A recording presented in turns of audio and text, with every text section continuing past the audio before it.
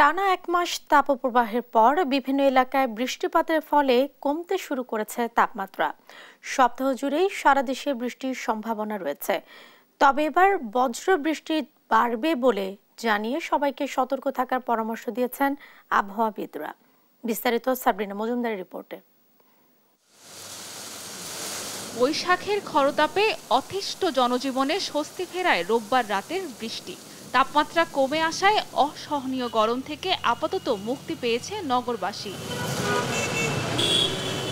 বজ্রপাত, শিলাবৃষ্টি রুক্ষ প্রকৃতিতে এনেছে শান্তির পরশ, স্থবির জনজীবনে এনেছে প্রাণ চাঞ্চল্য।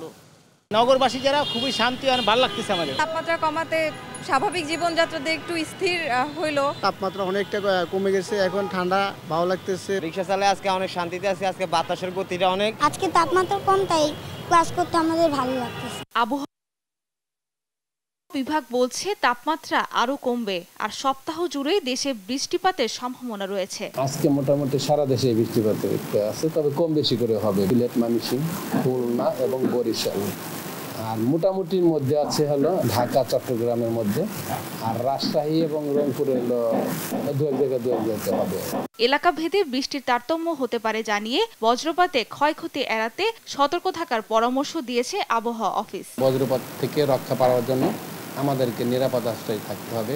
যখন আকাশে কালো মেঘ থেকে আকাশে যখন বিদ্যুৎ চমকায়, তখন কিন্তু আমাদেরকে ওই যতক্ষণ পর্যন্ত আকাশে বজ্রপাত হতে থাকবে, বিদ্যুৎ চমকাতে থাকবে, ততক্ষণ পর্যন্ত আমাদেরকে নিরাপদ আশ্রয়ে থাকতে হবে।